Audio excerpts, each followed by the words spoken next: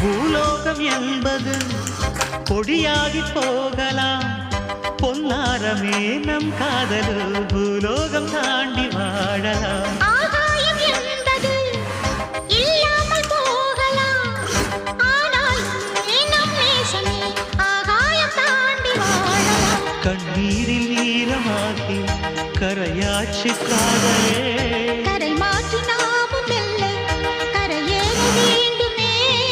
நாளை வரும் காலம் நம்மை கொண்டாடுமே.